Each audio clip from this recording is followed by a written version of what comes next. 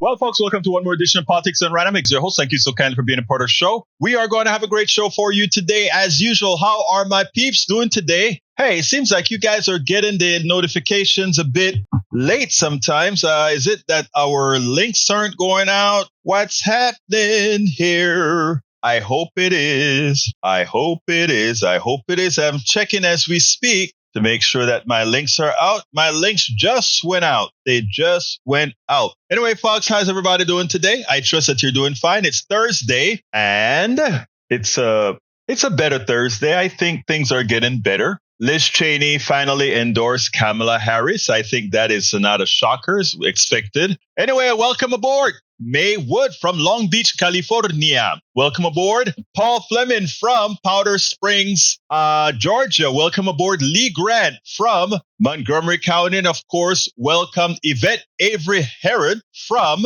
Atlanta, Georgia. AVQ from Brooklyn, New York. You guys work and exercise my mind, which is a must these days. But let's get busy laughing. According to Fleming, Paul Fleming says, laughing. Former President Trump on Thursday said that if elected, he would create a government efficiency commission to be run by Elon Musk, who pitched the idea weeks ago. Elon Musk.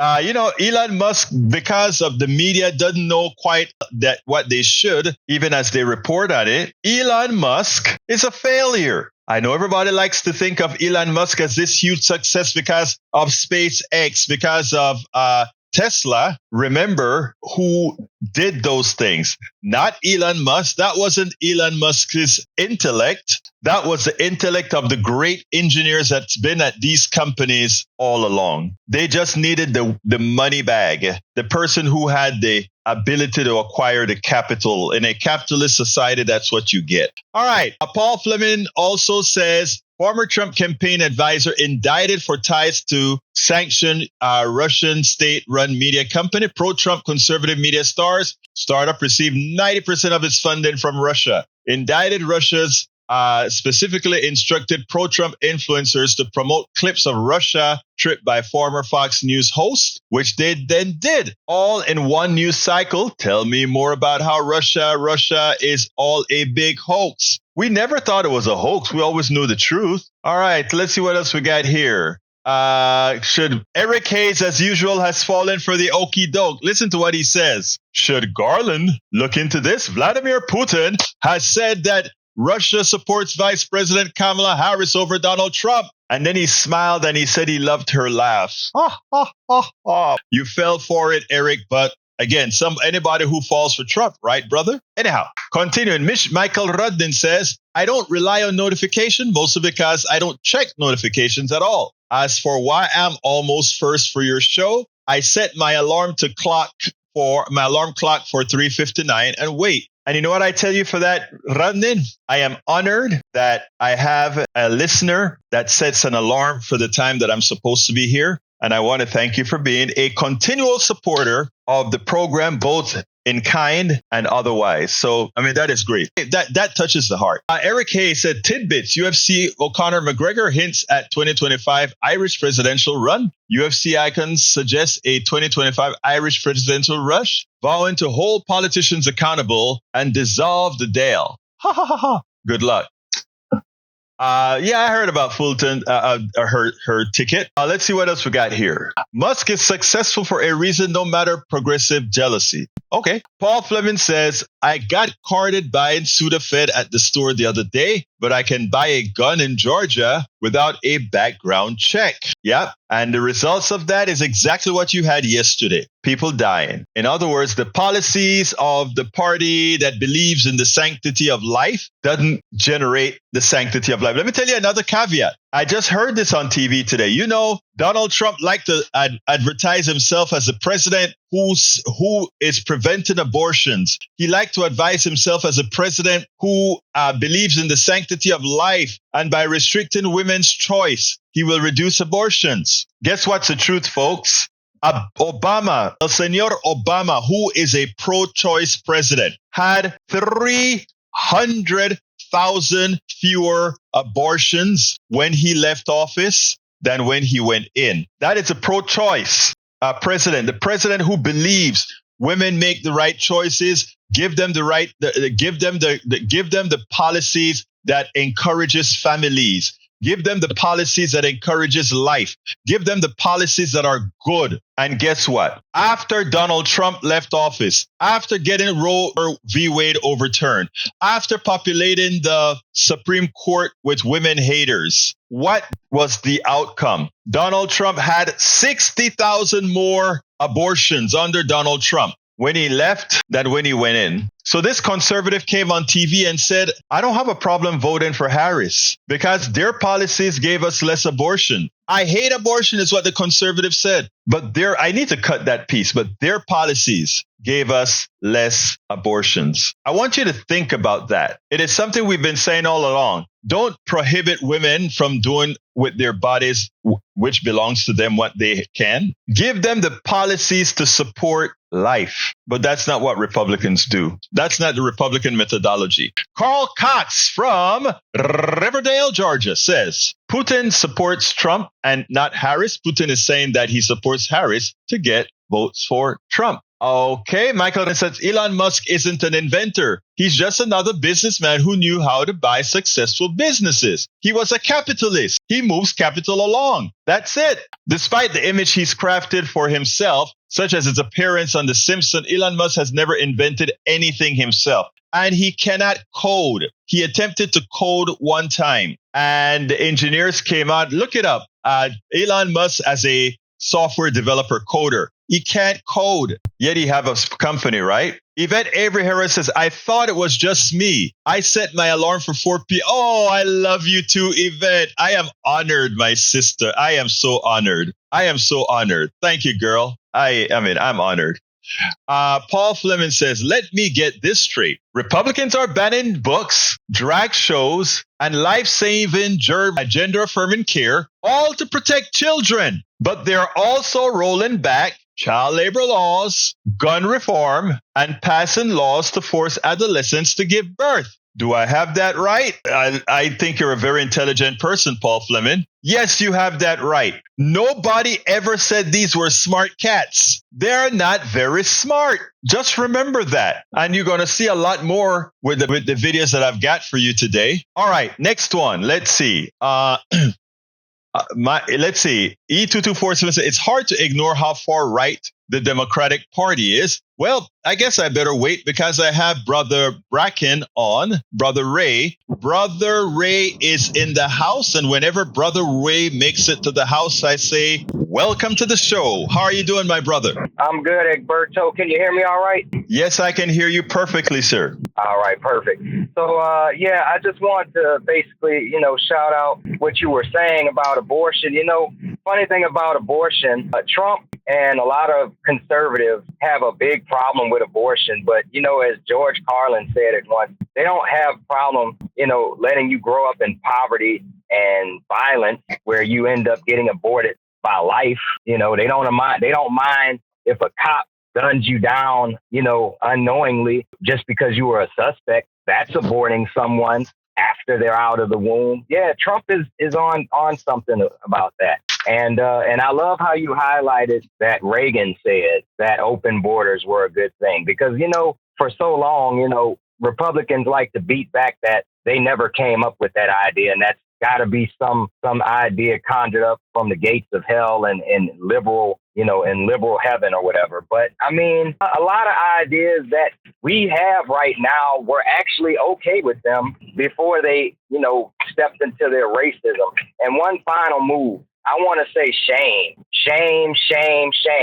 on Representative Sean Ferry because that lady had no reason to step where she stepped. Okay. She stepped in it. Okay. She stepped in it and she basically stepped with Greg Abbott. So she's on the it list as far as I'm concerned. Oh, well, she's done. And I mean, it's sad. She's done. Let me tell you, that's why she ran to the Republican Party. She is done. But you know who else has to be done with?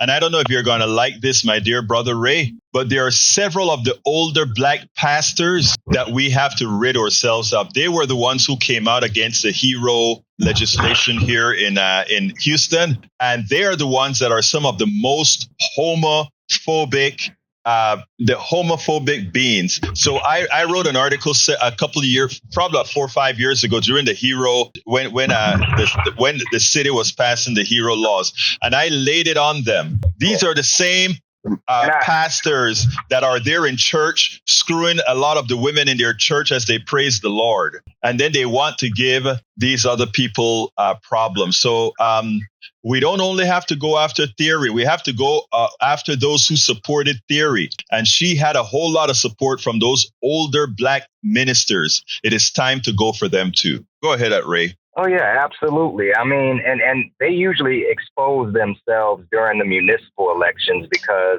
since it's nonpartisan, you have to just pick people based on who they're aligned with. And oftentimes, if I get a ballot request from someone who says that I was able to pick up on the conservative vibes, during the municipals, but that's usually the only time you're able to see it, because people have to align with who their values are and not by a political party. And what she basically did is she used political expediency because she was a Democrat in a highly black district, and she basically, she played us until she couldn't anymore. She showed her real hand, and she stands with the Christian nationalists in my mind. She obviously has to, be on board with Project 2025, which is disgusting and, despicable in my mind. And, like you say, we gotta air them out. And I appreciate people, progressives like Lauren Ashley Simmons, who stepped up and exposed her for who she was when she wanted to call herself the real Democrat. But, I'm just basically rambling to say, abortion is not just a women's choice. I'm a man, okay? And I feel like my choice is restricted when abortion is restricted also. That's a conversation a lot of men don't want to have, but abortion being banned will ultimately affect us too. I love that. I love we actually respect the boundaries of women. I love your insight, because it is important for us to understand that it's not just a woman issue. It's a family issue. It's our issue. Those days where the woman get pregnant and everything is on the woman are over. Those patriarchal days are done. It's not one woman. A woman doesn't get pregnant. A family get pregnant. A man and a woman who got that thing there gets pregnant. So thank you for that great insight, Brother Ray. You earlier mentioned George Carlin and what he had to say. And in my book, As I See It, Class Warfare, the Only Resort to the Right-Wing Doom, my conclusion of this book, it says, George Carlin, one of my favorite comedians, taped a special called Life is Worth Losing at Beacon Theater in New York City for HBO. A friend sent a 3-minute snippet to me that I cite almost verbatim. Please forgive me for leaving the explicative language in the passage, but it gives the necessary context of the American worker in its graphic form. I'm not going to read it because we spent time here talking, but I want to say that when you mention George Carlin, know that he's fond. I mean, I really love that guy because of his insight. He was a great, not just comedian and historian, but he knew how to put his words together very well. He was a philosopher. Yes, he was. But anyway, thank you, Ray, for calling in. I love when I get these calls to actually kind of excite the show some. So you have a wonderful rest of your day, and let's keep chatting online. All right, great. Anyhow, folks, let's get back to the chat before I get to the videos. Para ver, whoa, a lot of writing since. Let's see.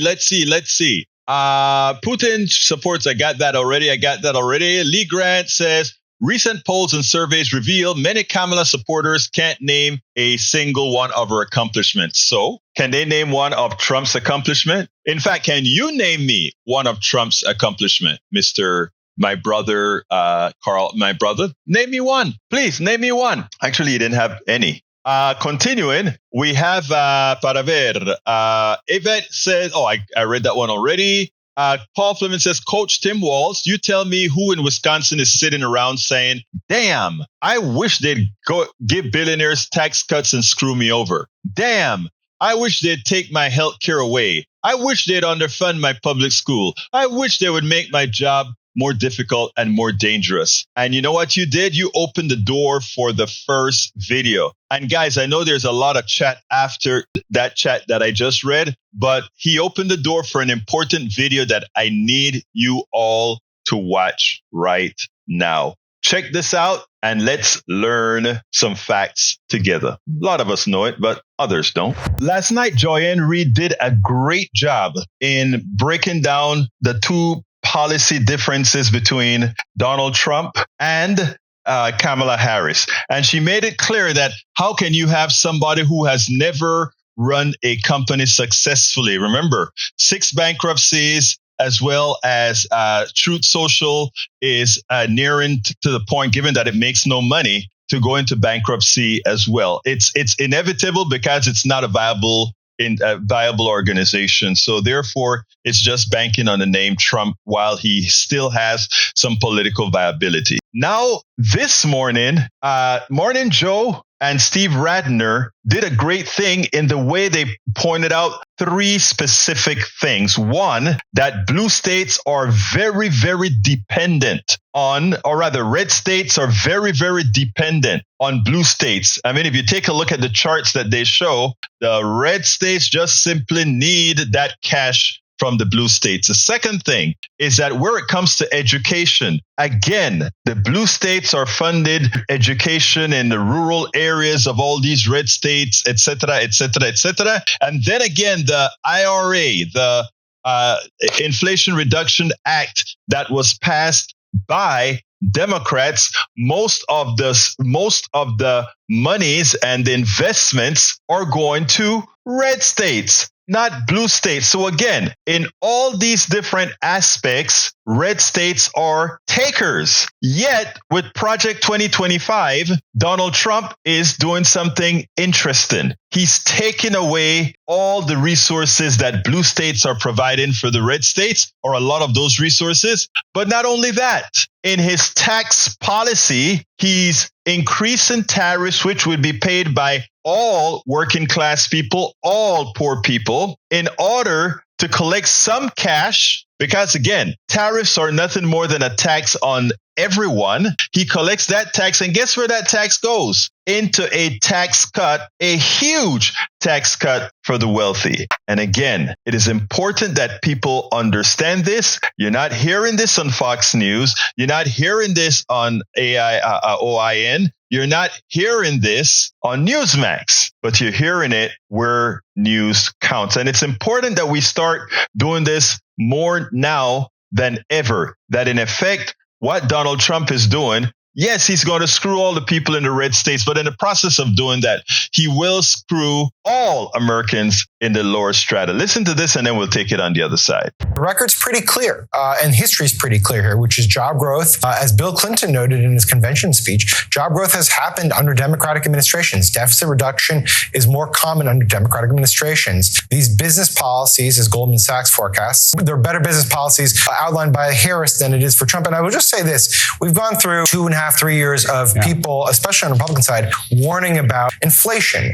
The most inflationary policies being proposed in the current campaign are enhanced tariffs and immigration restriction, because that would affect the amount of supplies of goods coming into our country and severely hamper the number of employees that we have in our country. So if your primary concern is inflation, it's pretty clear, too, that you should vote for Harris. Steve, you're looking at how Donald Trump's policies would do more harm to the states that support him the most. And let's be very clear here. Donald Trump and Kamala Harris both want to raise taxes. Kamala Harris is talking about actually raising taxes on corporations and the wealthiest of Americans. She's talking about, though, giving a big tax cut, big tax credit to small business owners that will benefit entrepreneurs. Donald Trump, as the Wall Street Journal editorial page said months ago, Donald Trump has proposed the biggest tax increases in this election through the form of tariffs. And who do tariffs hurt? They don't hurt the rich. They hurt consumers. They hurt middle-class Americans who can't afford the Trump tariff tax that they're going to get hit with. Yeah, the Trump tariffs are, as you say, are actually a huge tax increase. It would cost the average American family something like $1,600 a year. And even worse than that, it would affect the people at the bottom in terms of the percentage income that they would lose more than the people at the top. So it's what we call regressive, favoring the rich over the poor, as well as raising inflation and really having a negative impact on the economy. But I think there were two things about Harris's announcement yesterday that are worth pointing out. The first is that unlike Trump, who seems to make policy kind of on the fly, wherever he is, IVF, we're going to pay for it, we may not pay for it, whatever, she's actually starting to come out with very detailed plans on housing, on taxes, on small business, and so forth. And so she's running a campaign with policy, unlike the former president, except for these off-the-cuff kinds of things. And secondly, her proposal would increase taxes on the wealthy, unlike Trump's, which would decrease taxes on the wealthy, try to get people to pay their fair share, and try to take a stab at addressing our deficit. Trump has no plan for that. And what you saw yesterday for Harris is the beginning of a plan for that. Generally speaking, what I think most people don't understand is that if you look at sort of the who gets and who gives among the states, you're going to find that the blue states give a lot more to Washington than they get from Washington, which is ironic given that you have a Republican president who in effect wants to reduce what the disadvantage that the red states have and increase it for the blue states. But let's take a look at this chart.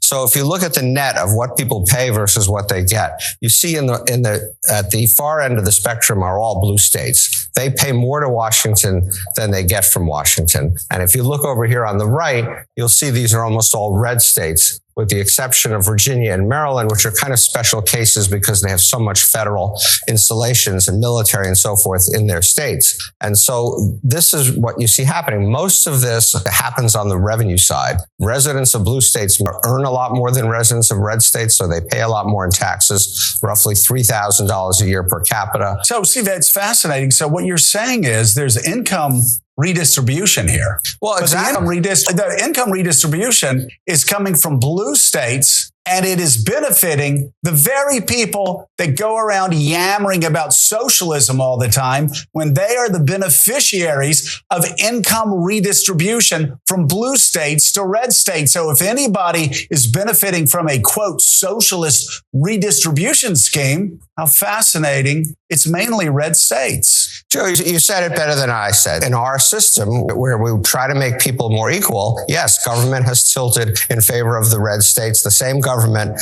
that Trump would like to reduce or dismantle. Overwhelmingly, it's the red states that are the greatest beneficiary of education funding. Exactly. So let's talk about two pieces of education funding. First, let's talk about Head Start. Head Start primarily benefits children in rural communities, lower income communities, and so forth. So it's not surprising that the top funded state under Head Start is Mississippi, which gets $56.84 per resident back.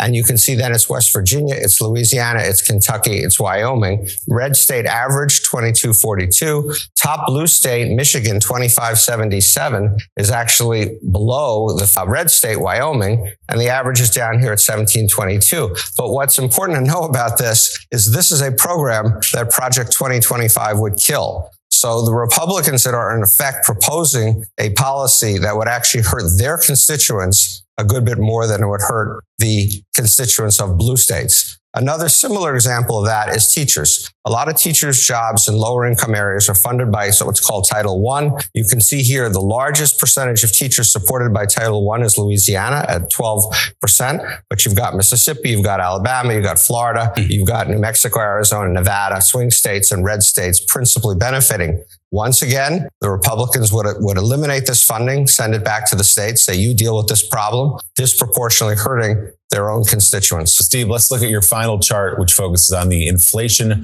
Reduction Act, which we've heard Donald Trump and others rail against. How is it boosting investment? So this is a program obviously mostly proposed by the Democrats. And it is, again, ironically, a program that has helped so far the red states more than the blue states. First, let's look at the IRA in general. The Inflation Reduction Act has sent, as you would expect, as we hoped, clean investment soaring. It's actually way above anything we thought was going to happen. Huge outpouring of investment in everything from wind farms to solar panels to home insulation to all the kinds of things that we hope will save energy. But look where the investment has come, and this is through a tax credit system. This is not bureaucrats sending the money there. This is kind of where the action is. And you can see in the red states, the amount of investment in this from the 2 years before IRA to the 2 years post-IRA has gone up 84%, 57 billion to 105. It's actually gone down in blue states. I'm not quite sure why, but it has. And so the vast beneficiaries of the IRA, which the Republicans have also tried to kill, are the red states. So folks, it is imperative that all this information you share. Again, the mainstream media, most of them are not giving you this type of detail like what Joy and Reid gave last night, what Steve Radner and Morning Joe did today. These are the two most important portions of the differences in economic policies of these two, and it must be heard. Make sure you share this. Make sure you get this information out. Again, we're talking about people's lives here. We spend a lot of time deconstructing the news, trying to parse it into a form that everybody can understand. We try to find those little nitpicks where it flies above the fray, etc. If you really like these videos that we do, I want to ask a big favor. Please go ahead. Number one, subscribe to our channel. And number two, please join if you can. Thank you so kindly for watching. Keep watching. Please remember to share. We must populate the entire internet with our progressive message, a message that we know is what most Americans say that they want. So help us, please join. Now, here is the deal. It's amazing, right? That you put out all this information here and you try to give folks the best you can. And you still have those that are resistant to actual learning. I had a caller that called in this morning to my show. And the one thing I told him is, look, I don't do the show specifically for him, right? What I do, however, is I ping pong off of him for those who are not holding themselves resistant to learning, for those who don't choose to be willfully ignorant. There's a difference between just being ignorant and one that's being willfully ignorant. The willfully ignorant is the one who puts their fingers in their ears because they know the truth is something that's going to be anathema to everything they thought was true, which is what happened to most MAGA folk, right? Most MAGA, everything that they believe, or most of what they believe, and I'm saying this respectfully, and when I say this, I mean it from the depths of my heart. I'm saying it respectfully, but most of what they believe is a fallacy. It is not based on math. It is not based on science. It's not based on reality. When you hear somebody like, when you hear somebody like Eric, my brother Eric Hayes, say the things that he say, irrespective of the actual inputs that are coming in, that is what you call, and brother, you know I love you, but that's willfully ignorant, right? You have chosen that, you made that choice to make yourself, to underwhelm who you are, who I know you could be because I know you personally. That was your choice. All right. El Señor asked me to put this on the air. So let's go ahead and put that. It says, wind turbines are not killing fields for birds. I guess somebody put that in the chat that I hadn't seen yet. All right. An annual estimated bird mortality from selected anthropogenic causes in the U.S. In other words, causes that aren't done by illness, etc., external. We got cats, 2,400,000 cats. All right. Collision building glass, 599,000. Collisions from vehicle. I got it now. I got it. That's the amount of birds that cats kill.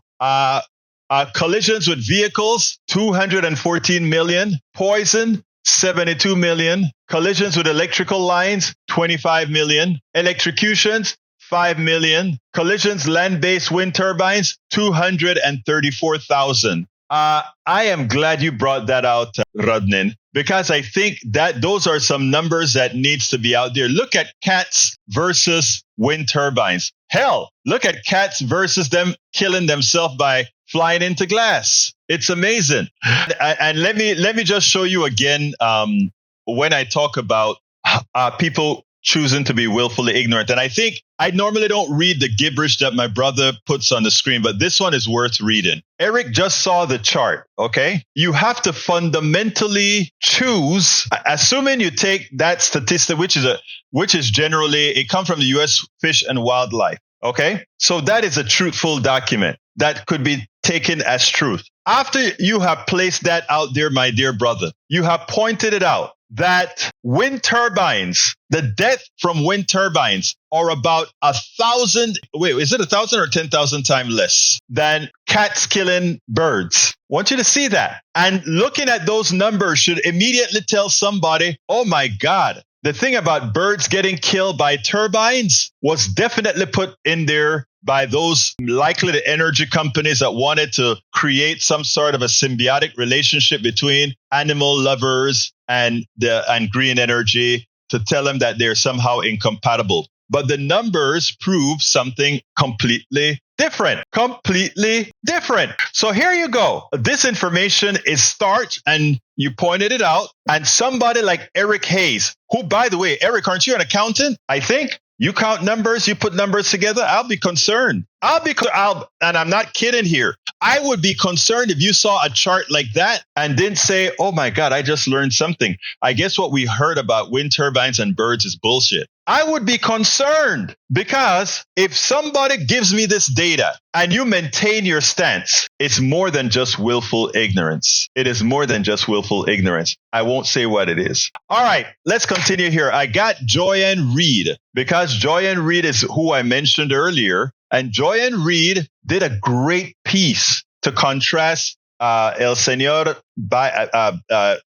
Trump versus Kamala. I want you to listen. I love Joyanne. I gave her a tweet yesterday because she's doing a great job in putting truth out there. I don't want this he said, she said kind of journalism anymore. I want the truth versus the non-truth. Let's listen to Joyanne Reid because she made a hell of a lot of sense as she pointed out facts. Those who listen to me often know that I give the media, the mainstream media, a hard time. The reason I give them a hard time is that they're still practicing that old school journalism. He said, she said, and not be the true fourth estate, the one that's telling you that, well, he said this, but he's wrong. She said this, but she's right, or whatever. There is a right and a wrong for many issues. Yes, there are some with gray areas, but there's a right and a wrong. In this case here, Joyanne Reid did the perfect analysis of comparing economically what Kamala Harris is going to do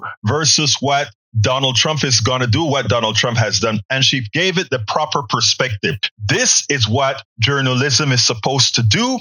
This is how one should cover Donald Trump versus Kamala Harris. Make the people informed based on your objective statements, your objective observations. Check this out from Joyanne Reid, and then we'll take it on the other side. It just seems that the economy does better under the Democrats than the Republicans. Now, it shouldn't be that way. But if you go back, it just seems that the economy does better under the Democrats. It's true. Back in 2004, Donald Trump was right. The economy does do better under Democrats.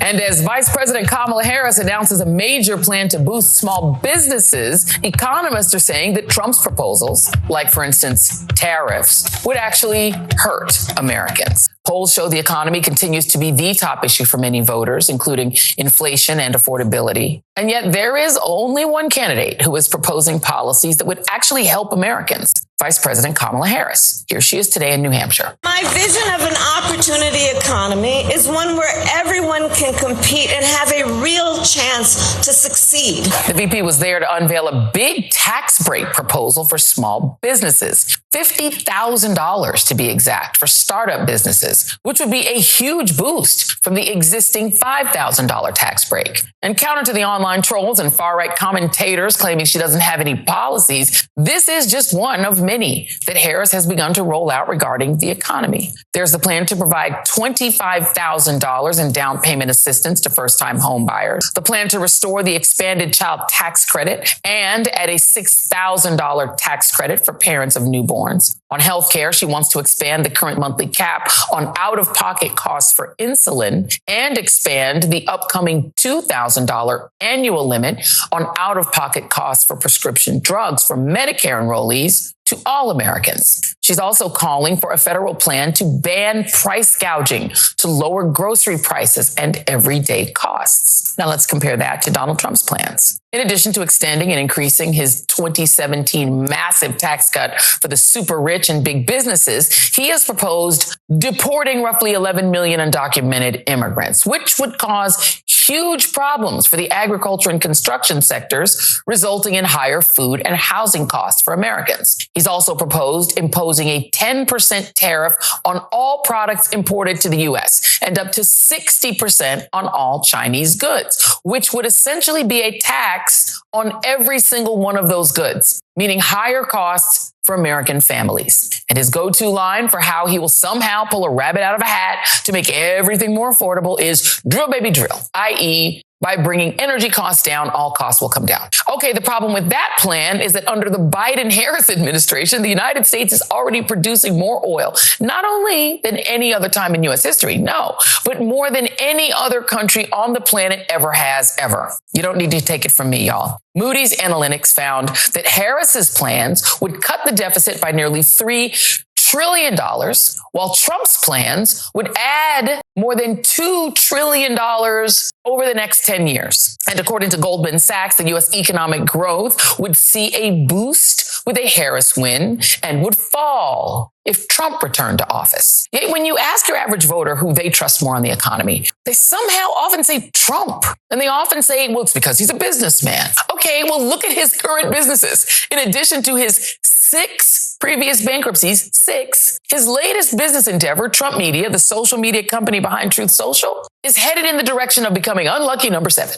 That is because over the past 6 months, the stock price has dropped a whopping 70%, and it is continuing to drop. Now just think what it would be like if Trump was again in control of the entire nation's economy. I could not have said it any better. I mean, when you compare what Donald Trump has done, what he's been, in fact, it's interesting because had Donald Trump taken the silver spoon that was given to him, the riches that was given to him, and just threw it in an index fund, guess what? He would have more money than he had trying to play businessman. As a businessman, to put it as nice as I can, he sucked. He had 6 bankruptcies, and guess what? Truth Central will be the 7th. Because again, Truth Central is making no money. It's a failure. And why is it a failure? Because Donald Trump is not a businessman. Donald Trump is a con man. And he was able to lose his fortune and make money simply by conning. And right now he's full of debt. But we'll see. Joyanne Reid did a great job in exactly how she needed to present Kamala Harris v. Trump in an objective manner based on simple facts. We spend a lot of time deconstructing the news. Based on simple facts. Anybody wants to refute any one of those statements, try. The fact of the matter is we were not doing better under Trump, even pre-pandemic. But most importantly, we need to remember that the pandemic and the downturn caused by the pandemic was a direct result of the failure, the pathetic failure of Donald Trump and how he handled it. I mean, just like how Reagan handled AIDS, Donald Trump handled a more contagious disease to the nth degree. So let's be clear here. All of those who like to say, let's remember how it was under Trump. Yeah, let's remember how it was under Trump. And let's tell you better. Trump lived off of Obama's economy. And when it was time for him to perform, he failed. He got a lot of people killed with the pandemic. And he's the only president in our time to have left office with less people working than when he came into office. And as usual, as even Trump said, the economy does better under Democrats than under Republicans. That's not up for debate. That is not up for debate. That's a statement of fact. There are numbers to back it. You can try to put any excuse onto it, but that's a statement of fact. As they always say, you want to live like a Republican, you better vote Democrat. It's that simple. It's a statement of fact. Now, the honeymoon, you guys have been saying the honeymoon has been going on now for what, 6 weeks? And you're still trying to get it to be over? Somehow it continues. The polls continue to be very good. Even the betting polls are getting better. So again, Eric Hayes, I wish you luck. Anyway, these are not generalities, Mike. I have the numbers in the blogs. Go read my blogs. I put the numbers in the blogs. All right, let's finish with one last video. This one is the one where a sensible conservative, a woman that I've been giving kudos to for a long time, Bruce Pollard says, company stock is worth less than its initial offer. And imagine that, right? But Bruce, what can we expect? It's not backed by anything. It's not backed by revenue. It's not backed by the possibility of future revenue, EBITDA, none of that matters for the stock. The stock just has a name, Trump. It was a way to funnel money to Donald Trump. That's all it was, a way to funnel money to Donald Trump. Carl Cox says, Bridget is right. No help for college students with debt, corporate welfare, and bankruptcy for mega rich and mega corporations. Exactly. Bruce says, no income, no value, magic money. Nope. None of that, Bruce. None of that, Bruce. All right, let's go ahead and play our last video. I think you're going to like this one because you know what? Liz Cheney, how I love thee. I will completely disagree with you on policy. I will fight you to the T on the conservative policies you strive to support. But I honor you because it took guts. You have more balls than any man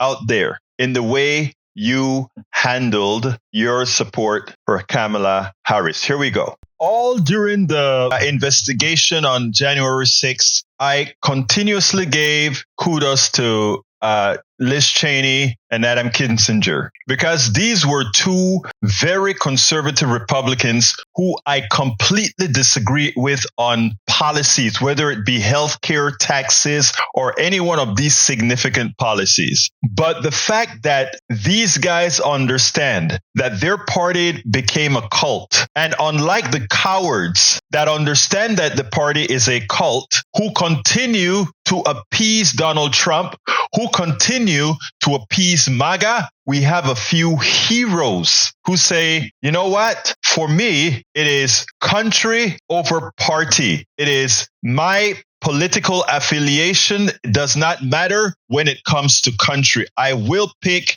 that which I live in before I try to pick some sort of a cult. And for that, I think it's important that we commend Liz Cheney, Adam Kinzinger, and many of the other Republicans who have outwardly, not in some hidden fashion, not behind the scenes, come out and tell to the audience at large, I am absolutely not voting for Donald Trump because I know what he represents. I know the evil that he is. I know the destructiveness that he would impinge on the country. And for that reason, not only am I not voting for him, but I'm also voting for Kamala Harris, because I know at this point in time, at this point in our history, it's a binary choice. I wish it weren't, but it's a binary choice. Listen to how Liz Cheney expresses herself on the issue, and then we'll take it on the other side. As a conservative, as someone who believes in and cares about the Constitution, I have thought deeply about this. And because of the danger that Donald Trump poses, not only am I not voting for Donald Trump, but I will be voting for Kamala Harris. So yes, we don't agree. Those of us that are progressives don't agree with her extra conservative policies. And again, she's a real conservative. Donald Trump isn't. Donald Trump goes with whatever policy he thinks going to get him a win or get him more money. Right now, he's fighting between the win and more money. And more money seems to be winning, given that he hasn't caved on most of the things that he probably by now would have caved to. So again, Liz Cheney has my respect going forward. Absolutely so. And earlier I mentioned about Kinzinger. Let's talk a little bit about what Kinzinger had to say, because I think what he has to say is just as important. Many Republicans appeared at the DNC in Chicago to pretty much, first of all, endorse Kamala Harris, but also to really give other Republicans permission to vote for her, specifically because they all believe their party has gone down the wrong path in the way they've dealt and ceded the party to Donald Trump, who is nothing more than an evil person in for himself. But Adam Kinzinger, the person who had all the evidence of Trump's insurrection, the person who had all the evidence of the evils done by Trump in both the Russia deal and many other instances, he came out, and he came out harder than anyone else. The excoriation was complete. I want you to listen to this, and then we'll take it on the other side. Hey, good evening. Good evening. Thank you. Thank you. Thank you. I'm Adam Kinzinger, and I am proud to be in the trenches with you as part of this sometimes awkward alliance that we have to defend truth, defend democracy, and decency. I was just a kid when I was drawn to the party of Ronald Reagan, to his vision of a strong America, the shining city on a hill. I was a Republican for 12 years in Congress, and I still hold on to the label. I never thought I'd be here, but listen, you never thought you'd see me here, did you? But I've learned something about the Democratic Party, and I want to let my fellow Republicans in on the secret. The Democrats are as patriotic as us. They love this country just as much as we do, and they are as eager to defend American values at home and abroad as we conservatives have ever been. I was relieved to discover that because I've learned something about my party too, something I couldn't ignore. The Republican Party is no longer conservative. It has switched its allegiance from the principles that gave it purpose to a man whose only purpose is himself. Donald Trump is a weak man pretending to be strong. He is a small man pretending to be big. He's a faithless man pretending to be righteous. He's a perpetrator who can't stop playing the victim. He puts on quite a show, but there is no real strength there. As a conservative and a veteran, I believe true strength lies in defending the vulnerable. It's in protecting your family.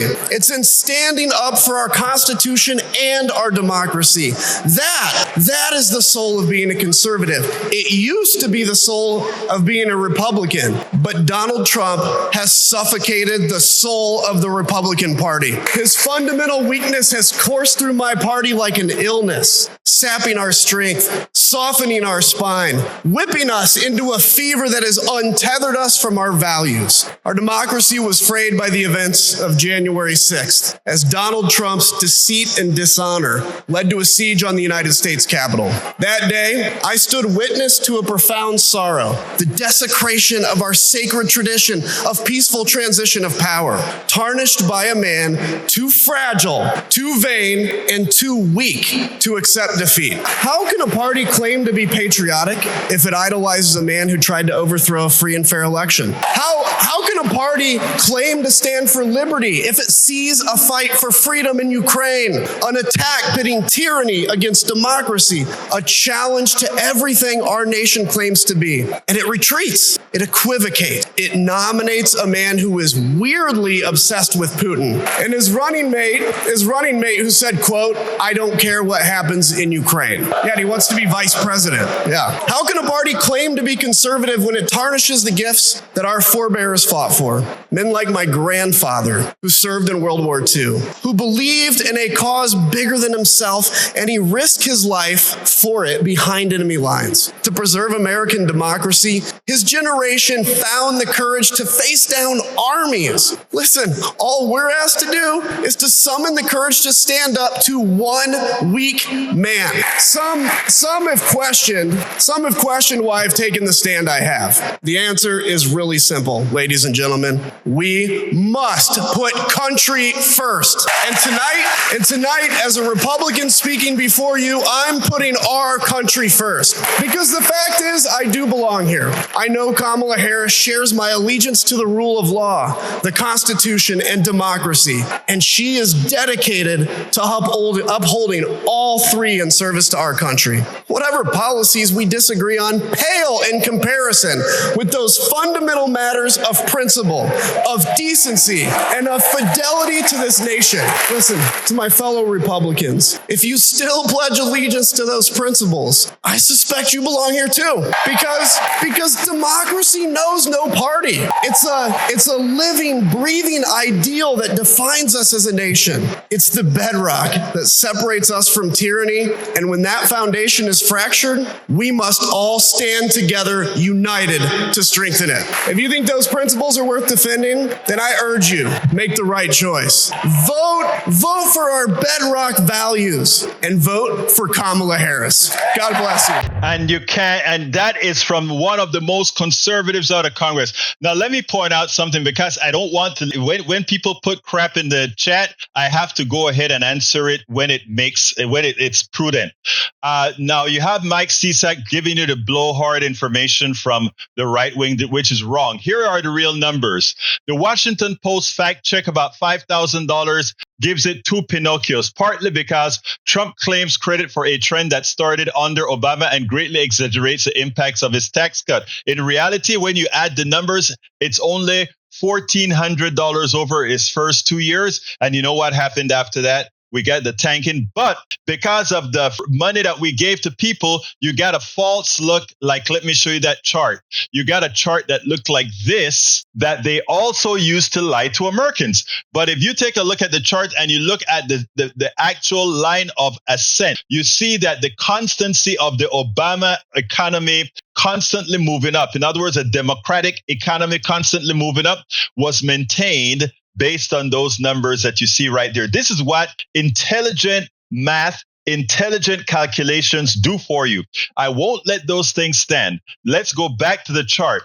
Under Obama's last 3 years, he had the annual data show his median household income increased by $4,800 over those 2 years, while Donald Trump was only $1,400. As usual, the economy does better under Democrats. What has to happen is they have to lie and cook the numbers to try to come out with an outcome that looks somewhat good for them. It is simply wrong. We have the numbers. We have the stats. If you want to look at it, just go. He gave you BLS. Go to BLS.gov. It is right there. He is correct.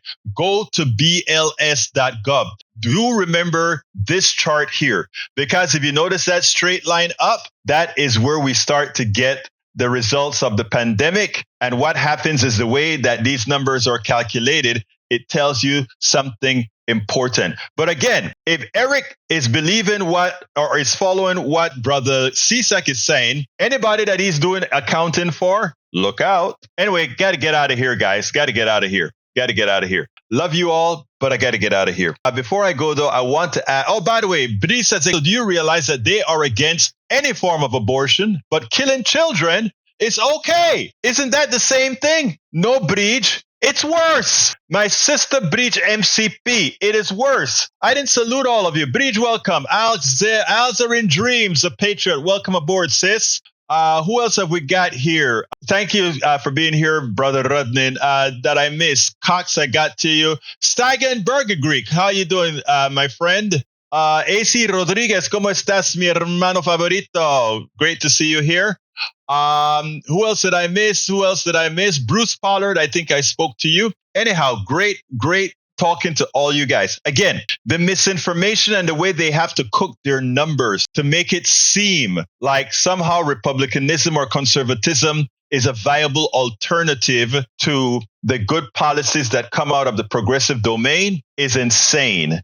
But anyhow, folks, please support the program however you can. I'm asking you to support the program. First of all encompassing way to support the program is at politicsdoneright.com/support. That gives you all the different options that you can get to support our program. However, I'd like for those of you who have the wherewithal to become paid subscribers of our newsletter, Egberto Off the Record. That is at politicsdoneright.com/newsletter, politicsdoneright.com/newsletter. That way we can actually continue to do this. I mean, there's a lot of work. You see all the things that I cut.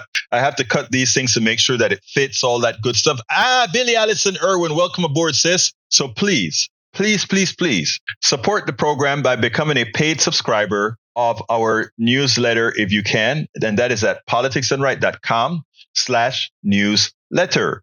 politicsandright.com/newsletter. Got to get out of here. My name is X. This is Politics and Right, and you guys know how I end this, baby. I am what? Out.